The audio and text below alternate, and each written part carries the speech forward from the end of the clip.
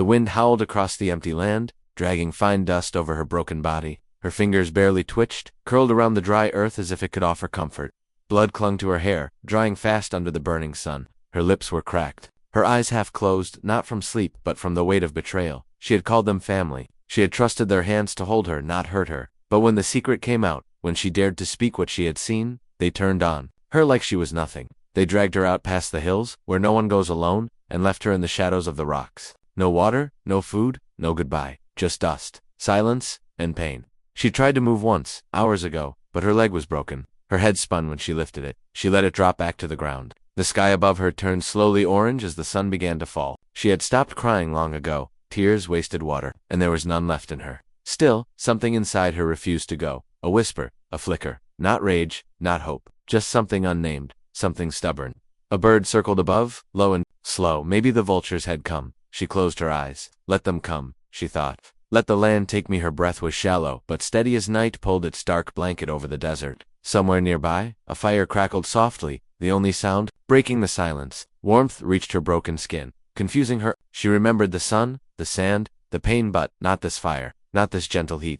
Her eyes fluttered open, but all she saw was a dim orange light dancing on stone walls. A cave. Her body lay on something soft, maybe animal skin. She wasn't outside anymore. She wasn't alone. Her heart began to race. Pain shot through her leg as she tried to sit up, and she let out a low cry. A shadow moved quickly in the corner. She froze. From the edge of the cave, a man stepped forward, tall and silent. His skin was darkened by sun and smoke, his eyes sharp but not unkind. He wore strange clothes, hand-woven, stitched with beads and animal teeth. Across his arms were tribal markings painted in lines, circles, and symbols she didn't understand. The settlers always warned her about these people, called them dangerous, called them cursed.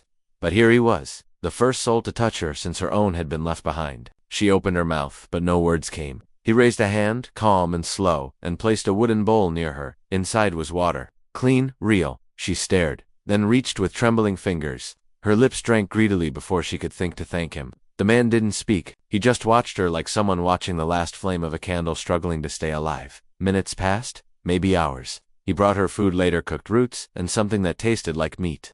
She ate every bite, too hungry to care. When she finished, she finally found her voice. Why did you help me?" she asked. Her voice cracked and low. He tilted his head slightly, then answered in broken English. You, ... not ready to die." She didn't know whether to laugh or cry. Her throat tightened. "They left me," she whispered. "They beat me and left me there." He didn't ask why. Instead, he sat on the other side of the fire and stared into it. The flames lit the edges of his face, calm and unreadable. "I watch many days," he said softly. "From far, you different eyes like storm."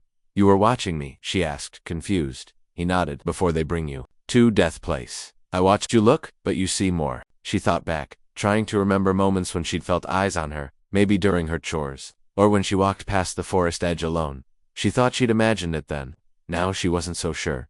"You know what they did to me?" she asked, voice shaking. He nodded again, slowly. "I know." She wanted to ask more, but her head was heavy, and her bones felt made of stone. "What's your name?" she asked. He didn't answer right away. Instead, he stood and walked to the back of the cave. There, carved into the wall, was a circle with 2 arrows. He touched it. "I am called Talam," he said quietly. "Means walks through fire." She stared at him, something soft stirring in her chest. "I'm Ilya," she said. The moment she spoke her name, something changed in his eyes. A flicker, a small pause, but he quickly turned away. "Rest now," he said, not looking at her. "Tomorrow we move. They may come." Her heart skipped. The settlers. He didn't answer, but he didn't need to. Ilya lay back slowly, her body heavy with exhaustion, but her mind racing. Who was this man really? Why was he watching her before the attack? How did he find her in time? And why did he freeze when he heard her name? As the fire crackled beside her and Talam sat silent in the shadows, she knew this was far from over. Something was hidden beneath his quiet kindness, and deep inside, a question echoed louder than the rest. What did he know about her that she didn't? The night was colder than Ilya expected. Though the fire crackled and the cave walls blocked the wind, something inside her remained unsettled. Sleep came in waves, short and restless. Each time she closed her eyes, she saw flashes of fists, shouting voices, and the last look of fear in her mother's eyes before Ilya was dragged away. She woke at dawn to the sound of Talam sharpening a blade. His movements were steady, his face calm, as if nothing in the world could shake him. She sat up slowly, wincing as pain shot through her side. Her leg was wrapped in cloth now clean and tight. She hadn't even noticed him do it. "Thank you," she whispered. Talam glanced at her but didn't speak. Instead, he nodded toward a bowl of dried fruit and water placed beside her. She ate slowly, the food sticking in her dry throat. After a long silence, she found the courage to ask the question that had haunted her since the night before. "You looked different when I told you my name, Ilya." "Why?" Talim froze. The blade in his hand stopped mid-sharpen. Then, without turning, he said, "That name belonged to someone once. Someone my people knew." Her brow furrowed. "What do you mean?" He finally turned to face her. "Long ago, before the settlers built their wooden houses, there was a woman. She was one of them, but she fell in love with a man from my tribe. They ran away together. She was strong, brave. She gave birth to a child, but the settlers found her, said she betrayed them. They took her. The man died trying to protect her. The child vanished." Ilya's chest tightened. "What was her name?" Talim looked into her eyes. Ilya, her breath caught. A chill ran through her spine. "That can't be. My mother's name was Laina. My father was Yakob. They raised me in the settlement." Talim nodded. "Maybe, but not all stories told by family are true." She wanted to scream that he was wrong, that he didn't know her, her past, her people, but something deep inside her wavered. A memory buried and small surfaced. She was 8, crying after a nightmare. Her mother had held her tight and whispered, "If anyone ever asks about your name, you say Ilya, never the other one." "What happened to the child?" she asked, her voice low. "No one knows," Talim said. "Some say she was taken back by the settlers. Others say she was left to die." A silence hung between them. Ilya stared at the floor, her heart pounding. Could it be her? Was the life she knew a lie? Suddenly, outside the cave, there was movement. Quick, soft, like footsteps over loose gravel. Talim's hand flew to his weapon. He motioned for her to stay, down and moved quietly toward the entrance. She could barely breathe. Then a soft whistle, a pattern, one short, too long. Talim paused, then answered with the same whistle. Moments later, a small figure stepped inside. A girl, maybe 10 years old, dressed like Talim, but with wide, frightened eyes. She spoke quickly in a language Ilya didn't understand. Talim's face darkened. He turned to Ilya. "They're looking for you," he said. "For men, settlers, close." Ilya's blood went cold. "They know I'm alive." He nodded. "Maybe, or maybe they checked to make sure you're not." The girl whispered something else. Talim replied, then sent her off with a nod. She vanished like a shadow. "We must move," he said firmly. "Now." Ilya tried to stand, but her legs screamed in protest. "I can't walk," she said, panicking. "Not fast enough." Talim didn't hesitate. He picked her up like she weighed nothing and began moving out of the cave. The cold morning air hit her face. Below the hills, the land stretched far and quiet. "No sign of anyone yet. Where are we going?" she asked. "Somewhere they won't follow," he replied. As they moved through narrow paths and rocky trails, her mind raced. About the story he told. About her name. About the child who vanished. She wanted to believe it wasn't her. That her life, however broken, was real. But the way her mother always seemed scared, the way her father avoided questions, it started to fit. And if she truly was that child, then who were those people that raised her? The truth hurt more than the wounds on her skin. Talim stopped suddenly. His eyes scanned the trees ahead. "What is it?" she whispered. He didn't answer. Then, through the brush, they saw footprints, fresh heading, straight toward them. Talim didn't speak. He crouched low, his eyes scanning every broken branch, every print in the soil. Ilya gripped his shoulder tightly as he lowered her to the ground. Her leg gently rested against a fallen log. She tried not to cry out in pain, but it was hard. The tracks were clear. Heavy boots. 4 pairs. Fresh. "They're close," he whispered. "Too close." Ilya's heart raced. She had dreamed of being rescued from that desert, of someone finding her. But not like this. Not these men. Not the ones who had stood by as she was dragged out, beaten, and thrown away like trash. She remembered one of their faces, clearly Joran, the leader's son. Cold eyes, loud voice. He'd spat on her when she fell to the ground, whispering, "This is what happens to liars." And now he might be near. Talim moved silently, setting small traps along the path. Not to hurt, just to delay. He returned and lifted Ilya again, more careful this time. "Where are we going?" she asked, breathless. "To my people," he said. "They will hide you." "Will they trust me?" she asked. He hesitated. "No, but they trust me." They traveled for what felt like hours. The forest changed. The trees grew denser, the ground damp. Strange markings appeared on stones and bark symbols. Ilya didn't understand. Talim stopped near a large tree, pressed his palm against the trunk, then tapped in a pattern. A deep creak followed. A door opened in the earth. Hidden, clever, he stepped down into the darkness, carrying her through a tunnel lit only by faint blue crystals on the walls. The air smelled of soil and herbs. Then the tunnel opened into a wide underground chamber. Fire pits glowed. People turned. Children, elders, warriors, all of them stared. Eyes narrowed. Hands moved toward weapons. A tall woman stepped forward. Her eyes, lined with age and wisdom, locked onto Ilya. "Why have you brought her here?" she asked Talim. In her language, "She's not one of us." Talim responded calmly, firmly. The woman's gaze didn't soften. She turned to Ilya. Do you speak truth? I don't know what truth is anymore, Ilya said quietly. The woman studied her, then spoke to Talim again. He nodded, then carried Ilya to a warm corner. Placing her on furs near a fire, people watched but kept their distance. Talim sat beside her. She is the elder, he said.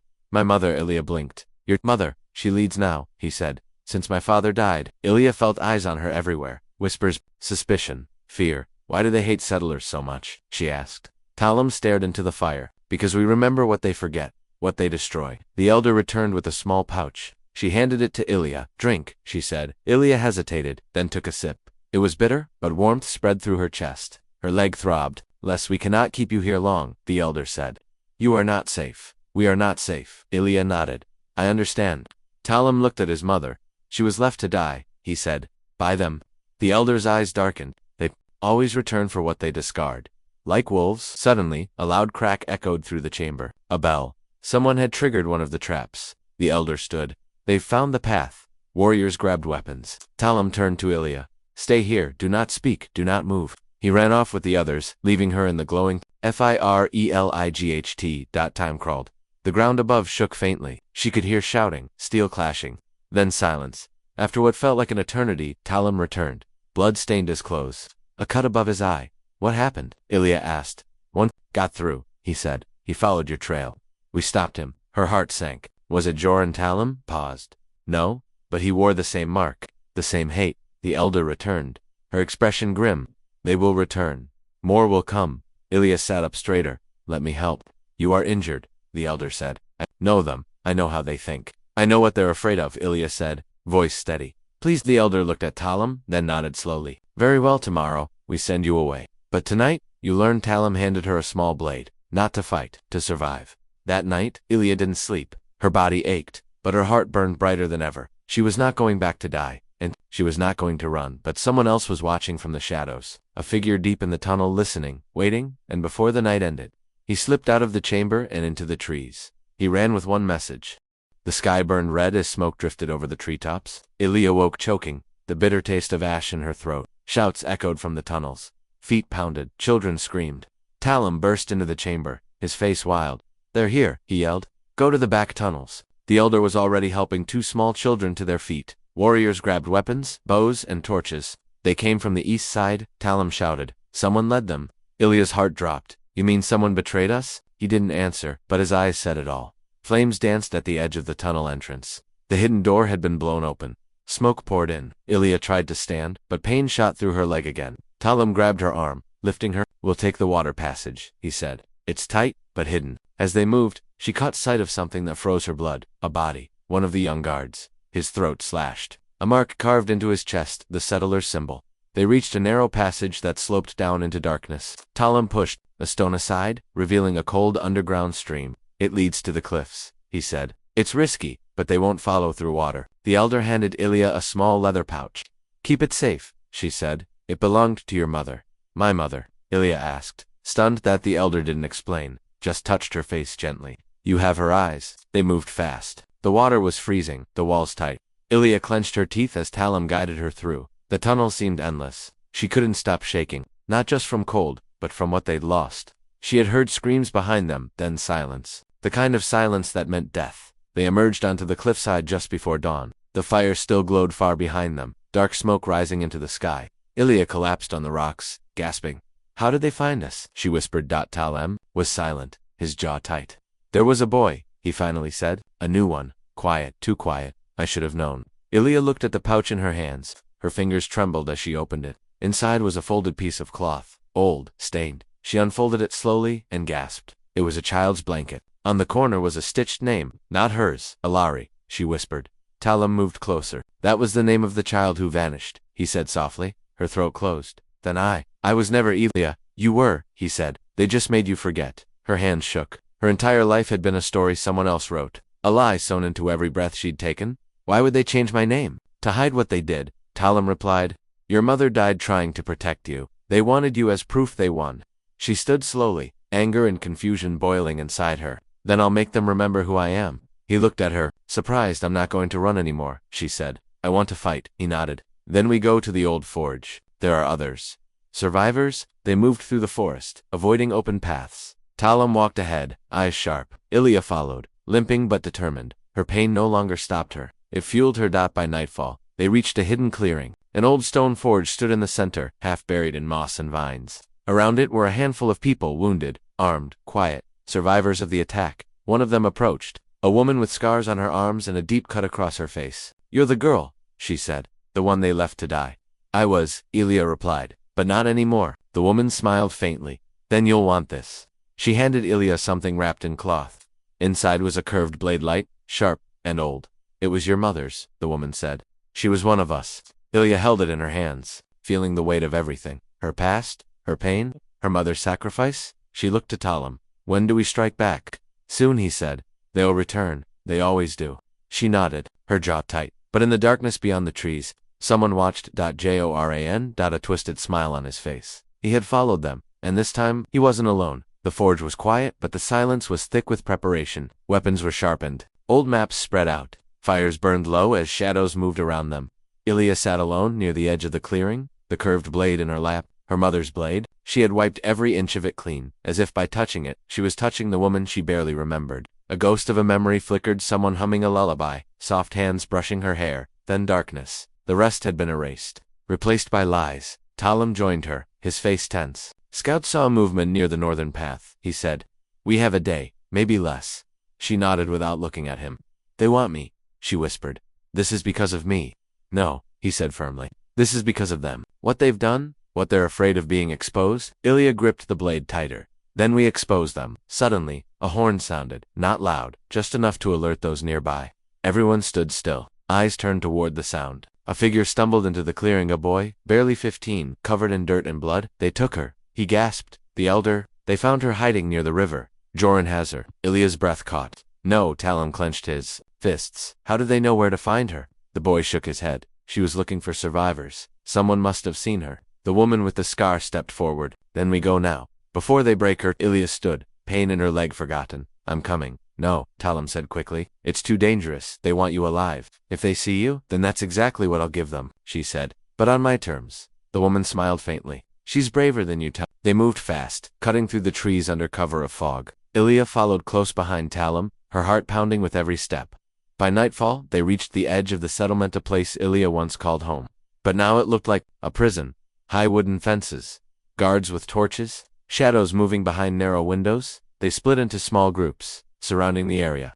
Talim pointed toward a small storage shed outside the wall. "That's where they keep prisoners before public judgment," he whispered. Ilya crawled low, heart in her throat, until she reached the window. Inside, she saw her. The elder sat against the wall, blood trickling from her temple, but her eyes burned with strength. She was still alive. Then the door opened. Joran stepped in, dragging a wooden stool behind him. He sat across from the elder, arms folded. "You've become quite the problem," he said coldly. "And your little friend, Ilya, or should I say Alari?" The elder didn't flinch. "You didn't think we knew," he smirked. "My father always suspected. That's why he brought her in, raised her close, made her believe she belonged." "You used her," the elder said, her voice weak but clear. "She was a weapon," Joran said. "Now, she's bait." Ilya's nails dug into the wood. She couldn't wait. She turned to Talim. "We go now." He nodded. They moved like shadows, surrounding the shed. At Talim's signal, they broke the door and Joran turned just as Ilya entered, blade raised. His eyes widened.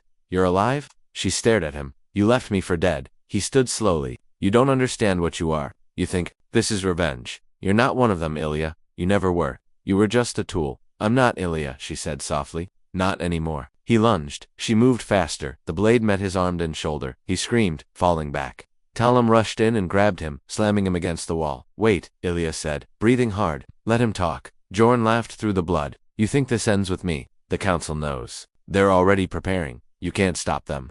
"Then we burn it down," Talim said. Ilya turned to the elder, helping her up. "Can you walk?" "I've walked through worse," she said. They made their way out. Joran dragged behind them at the edge of the forest. Ilya paused. "Let him go." Talim blinked. "What?" "We want them to know I'm coming," she said. "Let him run home." Talim dropped him. Joran coughed, stumbled, and glared at her. "They'll kill you," he spat. "Maybe," Ilya said, "but not before I show them what truth looks like." Joran ran. The group disappeared into the trees. That night, Ilya sat by the fire, the pouch beside her. The truth had come out. But it wasn't over. Not yet. And far away, in a brightly lit council chamber, The settler leaders were gathering, preparing for war, and waiting for the girl they thought they had buried. The forest was alive with whispers of war. Word had spread like wildfire. The girl left for dead was not only alive but leading those they once called enemies. Campfires glowed across the valley, each one a sign that the rebels were gathering. Ilya stood on a ridge with Talim overlooking the settlement in the distance. The lights of the council hall glimmered like a challenge in the night, her hands clenched into fists. Her blade hung from her belt. "They'll be expecting you," Talim said quietly. "I want them to," she replied. "They took everything. It's time they see what they left behind." Down below, near the northern fence, the rebel groups were preparing to breach. The plan was simple: enter quietly, cause chaos, and draw the council out. Ilya, meanwhile, would enter through the south gate with Talim and the elder, confronting the leaders directly. As the stars wheeled overhead, a final meeting was called. The rebels stood in a wide circle. The elder, now wrapped in healing cloth, stepped forward. "We fight not for revenge, but for truth," she said. "Let no one forget who started this. But let us decide how it ends." Ilya stepped beside her. "I was born in lies, raised in chains I couldn't see, but I remember now, and I will not let them erase me again." A cheer rose. It wasn't loud, but it was full of fire. As the rebels split into groups, Talim turned to Ilya. "You ready?" "No," she said honestly, "but I'm going anyway." They crept through the trees, the night air thick with tension. Every step brought her closer to the walls that once trapped her, closer to the men who once called her theirs, closer to the past she was ready to bury. The south gate was guarded by two men. Ilya recognized one, a face from her childhood. He had given her candy once. Now he held a rifle. Talim moved like wind. One strike, two. The guards dropped silently. They moved fast, entering the lower district where the houses were quiet. The rebels had already started their distraction in the north. Fires burned. Shouts echoed. Alarms rang out. The council would be forced into the open. Ilya and Talim moved through back alleys, shadows chasing them. They reached the main square, and there, on the balcony of the hall, stood the council. All seven, and beside them Joren. Face was bruised but proud. He pointed directly at her. "There she is, the girl who betrayed us." Torches lit up the square. Guards swarmed. Ilya stepped forward, blade in hand. "I didn't betray you," she said. Her voice echoed off the stone. "You betrayed me. You betrayed the truth." Gasps came from the crowd that had gathered. Settlers, confused and afraid. "This girl is a liar," shouted one councilman. "She was taken by savages and now returns to destroy us." Ilya pulled the small pouch from her side. "This belonged to my mother," she said, holding it up. "Your records say she died in childbirth. That was a lie.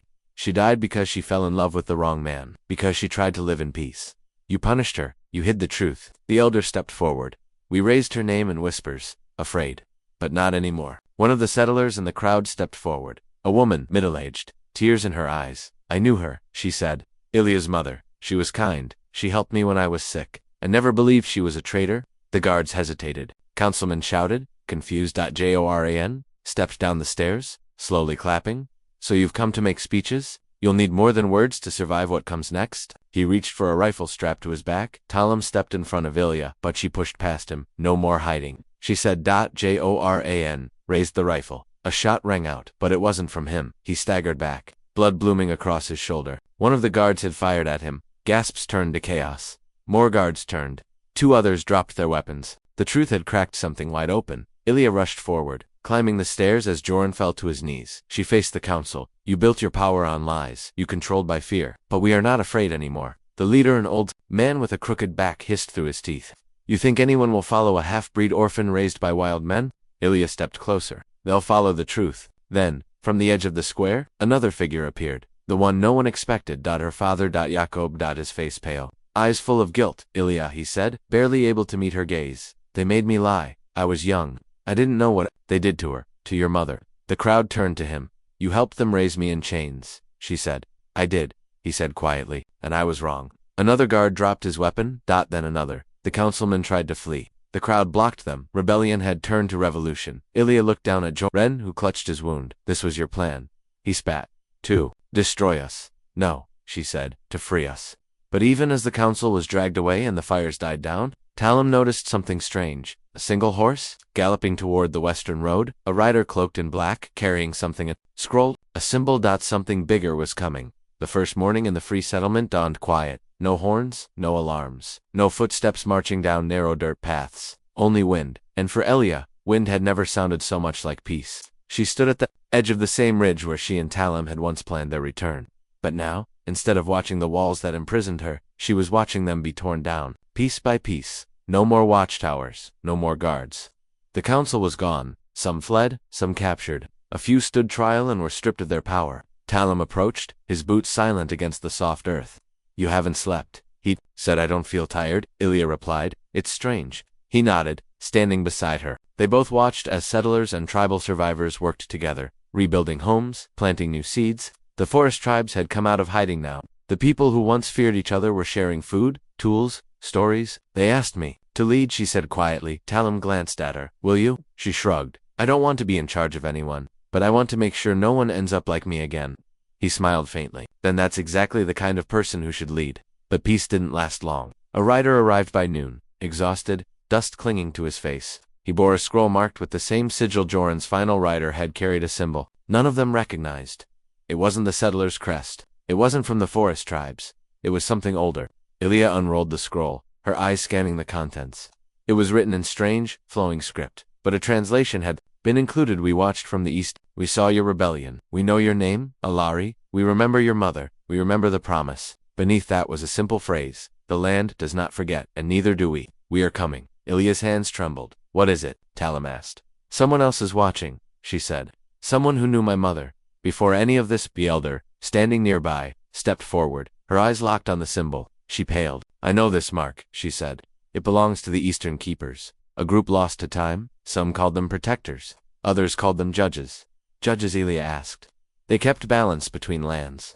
When settlers first arrived, the keepers warned them. They were ignored. They vanished soon after. So why now? Talim asked. Why come back? Because they've seen something worth coming back for, the elder said, looking at Ilya. Ilya felt the weight of the pouch again on her hip. Her mother's, her true mother's. What promise? She whispered. What did my mother make? The elder looked toward the distant eastern mountains. Something that may have saved you, but now may cost us all. That night, the council chambers now turned into a communal gathering hall filled with quiet voices. Plans were drawn. Scouts were sent east, but no one knew exactly what to expect. Ilya sat alone at the long wooden table, staring at the scroll. Talim joined her, setting down a warm bowl of soup. You think it's a threat? He asked. I think it's a test, she said. I think they're watching to see what I become.